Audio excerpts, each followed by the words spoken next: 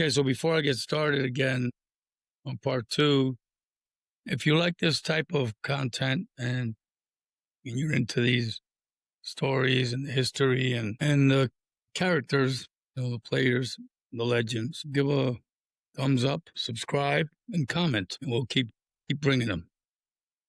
And I'd appreciate it. Thank you. All right, so we're back again with another episode in the Working with Knudson series. I've started it back again where his buddy Hisroff, describing Hisroff's swing, and they move forward. And I guess in 1981, Norm meets George Knudson. George Knudson was known as perhaps one of the best dressed golfers of his time. When you look at the Shell's Wonderful World series, you'll see, he's got the cardigan and the Wayfarers on, and he looks extremely cool. Later on, as the 70s rolled in, he started, as Norm just says, he starts looking more like the Canadian singer Gordon Lightfoot, which brings to mind an interesting episode with Ben Hogan. Hogan shows up in his, conservative grace cardigan, white shirt. Hogan was also very impeccably dressed in the sense that most of his clothes was custom tailor-made, and he had the same standards for his clothes as he did for his irons and everything else. So he pulls Knudson aside. He says, "Hey, Knudson, get over here." Knudson comes running up. He just ripped him up. He said he looked like a hippie and he should respect the game more, blah, blah, blah. So Knudson reverts back to the cardigan look. But I guess as he left the tour, he went back to dressing more fashionably. And, his attire was that of like a Fifth Avenue store in Manhattan. He didn't skimp when it came to that. And then he talks about George Knudson's relationship with the CPGA and how, he wasn't, he didn't pull any punches when he talked to them. Anyway, let's move forward to part two. He meets George and he starts to get into the some of the background of George's teachings and his relationship with the Canadian Professional Golfers Association. So without further ado, here's Mr. Moot. Hitzroth had a swing that was very similar to a Tom Weiskopf, a long fluid motion with a pronounced inverted C, which was common back then. He had great rhythm and generated a lot of power. He started explaining to me some of the things Knudson was teaching, and it was stuff that I have never heard before. Things like passive hands, the head doesn't need to be still or keep your eye on the ball. You need to focus on the target, not the ball. My first thought was, are you insane? He went on and on about this clinic, and how different it was from anything he has heard, and insisted that I go to the next clinic, which I think was a couple of weeks away. I played quite a bit of golf with Hitzroth, and thought I would first observe how he was progressing with this Knudson stuff before I would commit to going to this Knudson clinic. Over the next couple of weeks, Hitzroth's ball striking looked better. He was hitting more greens and was playing with newfound confidence. So I decided to give it a try and see what this Knudson stuff was all about. Meeting George Knudson. It was a Friday in May 1981 when I first met George Knudson. He didn't look like your typical golf professional. Most pros back then had this unique look, dressed in golf clothes made of clingy polyester material, white belts, and matching white golf shoes, looking like Johnny Miller in those Sears suckers or Ike from the Mod Squad. That was the style back then.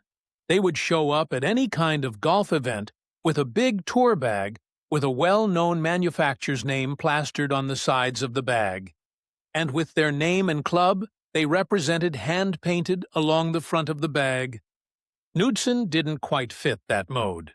He looked a little like Gordon Lightfoot, the Canadian singer.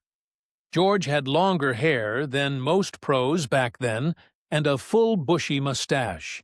He had these dark sunglasses that covered his eyes, and usually a lit cigarette dangling from his mouth.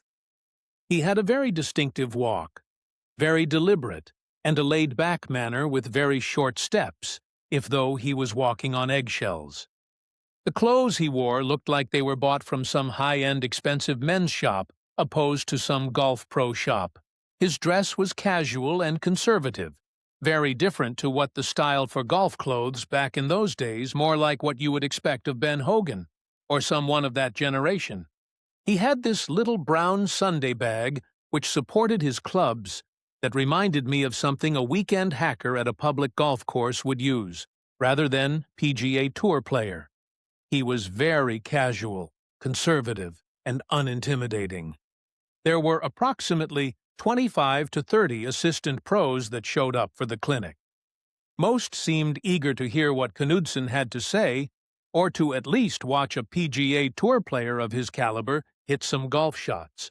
We all gathered around him. Knudson looked at his audience of young pros in a way that made me feel a little like he was sizing us up. He then lit one of many cigarettes, took a long, slow drag, and in a very deliberate and passive way, started to explain his thoughts on the golf swing. The first thing he did was blew holes in some of the so-called fundamentals, or assumed facts of the golf swing, which he labeled as misconceptions. He said, "The number one misconception in the golf swing was to keep your head down and eye on the ball." I thought to myself, okay, here we go. How are you going to hit the ball if you're not keeping your head down and eye on it? Someone asked. The first thing I tell my students was, keep your head down and eye on the ball. Everyone said that. Then George went on to explain why. This was the first thing that Knudson did differently from all the other guys I took a lesson from. He would always tell you why. Everyone else just said, do this or do that, and wouldn't always explain the reason why. He went to say, the ball's not moving as in baseball or tennis. In fact, this is the only game where the ball is stationary. In games where the ball is moving, you need to keep your eye on the ball, and then you react to the ball with physical force. In golf, with the ball being stationary, you just need to find the right location where the ball will get in the way of the club head as you swing through the ball and therefore hit through the ball, generating centrifugal force. Hitzroth was right. I never heard things like that before, and at this point I was little skeptical. It kind of made sense after George explained it, but just didn't seem possible or right. Everyone tells you to keep your head down and eye on the ball. I then started wondering if those were just plain ordinary cigarettes Knudson was smoking, or perhaps something else. Then Knudson asked us if we were aware of blind golfers. Most of us have heard that some blind people are playing golf, but few of us actually witnessed them playing. Then, to prove his point further, George took off his glasses, closed his eyes, and struck a ball better than any of us could possibly hope to with our eyes open. I thought, wow, that's kind of cool. Someone said, can you do that again? George repeated his blind golf swing a half a dozen times or so, and nailed each shot perfectly every time. In fact, he started calling his shots, high fade, low, draw, etc., all without the use of his eyes, as we all stood there with our mouths open, looking a little amazed on how well he hit the ball with his eyes shut. I thought that was impressive, but I can't do that. I don't have the talent or ability that Knudson has. He's a natural and gifted individual, like Rosie and all the other great players that I had the pleasure to give my money to after every round of golf. I distinctly remember Knudson saying that if he can do it, anyone can do it. I had my doubts. Knudson talked about how important the starting position and the finish position were in the golf swing. He really stressed the importance of balance. He went on talking about other things like focusing on the target. not the ball, plus things like keep your hands passive. No one ever said this to me before, nor did I read it in any golf magazine or golf book. This clinic was a few hours long, and if anything, Knudson at least got me thinking. After an hour or so of Knudson explaining his methodology, which was still in its raw stage at the time, George watched us hit a few balls. He spent a little time with each of us, giving us his views of what we needed to work on to improve. On the drive home, I couldn't stop thinking about some of the things Knudson said during the clinic. He gave us a lot of information in a short time, and this information was different than anything I have ever heard before. It was a very general clinic, and I think Knudson just wanted to spark our interest, and that's exactly what he did for me. The very next day I tried some of the things Knudson said, and even though my results weren't great, and that my understanding of his theory was at best weak, I was encouraged by what was happening. I continued to work on the Knudson method for the next few weeks, and like Hitzroth, developed a newfound confidence with regards to the golf swing. As a result of this newfound success I experienced with the Knudson method, I, along with a few others, were criticized by many of our colleagues. You were either a Knudson disciple or you weren't. There was nothing in between.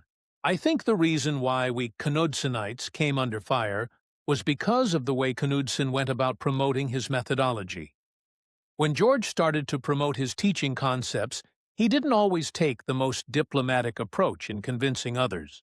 I can remember at the CPGA annual meeting held at the Bayview Country Club one year, Knudson had been given the opportunity to speak, and both Dave Castellan and I were seated in the crowd. George sauntered up to the podium, lit a cigarette, looked amongst those pros in the audience, and some of these guys were the movers and shakers of the CPGA. Knudson then started his presentation with, "First they took the carts away from you. Next they'll take the pro shops. I am trying to give you assholes something, and you keep screwing it up." I looked at Dave, and Dave looked at me, and we both started to slide down in our chairs.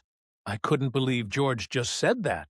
You could have cut the tension in the room with a 1-iron. George continued with his presentation, and the more he talked, the further he got from creating allies from the CPGA. Even if George was right, it probably wasn't the best way to promote his idea. I personally think George was just frustrated with the CPGA. On a few other occasions in the past, when he tried to promote his teaching ideas, he ran into roadblocks from many members of the CPGA.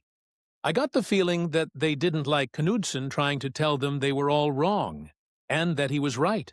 After all, many of these guys have been teaching for years, and some have been very successful with what they were doing, and didn't feel the need to standardize the way we teach golf. Many had the attitude of, "Who does Knudson think he is, coming in here and telling us how to teach? So what if he was this PGA Tour player? We know what we are doing, and we don't want this tour guy coming in here telling us we are wrong." So I guess you could say it became a question of turf.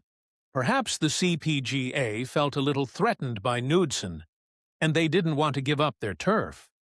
The interesting thing is that Knudson was kind of right. At one time, the club professional had it pretty good. They owned the power carts, which generated a lot of revenue to them.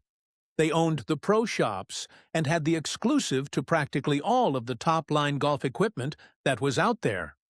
Then along came the sidewalk pro shops, and the golf manufacturers opened their doors to department stores, which could buy in large volume, giving them better pricing. In most cases today, some 25 years later, Knudson was right. The power carts in practically all cases are owned by the club, and the pro gets a fee to maintain them. The pro shops are also owned by the club in some cases, and if you look in a pro shop today, they have mostly soft goods and tend not to stock the shops with the golf clubs the way they used to. The club pro now is more of an administrator in this day and age. He generally oversees the golf operation and hires staff to provide service to the members and guests. He answers to the manager of the club and the board of directors. He spends much of his time figuring out spreadsheets and forming budgets and PR work to the members and guests. Many private clubs now hire teaching professionals to handle the instruction. The business has changed. Who knows what the business would be like today if some of the key individuals in the CPGA listened to Knudson 25 years ago. Knudson wanted to standardize the way people teach golf. I can remember him saying to me, "I'll either do it with the CPGA or without them." Once he decided to go it alone, his idea was to first do a video, then his book, and would promote his methodology by playing on the senior PGA Tour. He would promote his methodology in the United States, which is 10 times the market of Canada. The first and only video he produced back in 1983, called Natural Golf, not to be confused with Mo Norman's Natural Golf, was a general instructional video that outlined his methodology in a basic manner. The idea was to eventually produce more videos that would be in greater detail. The book he wrote, The Natural Golf Swing, along with Lorne Rubinstein in 1988, was much more informative than his video, and I think if Knudson lived, he would have produced more videos, and also would have written another book which would have been even better than his previous works.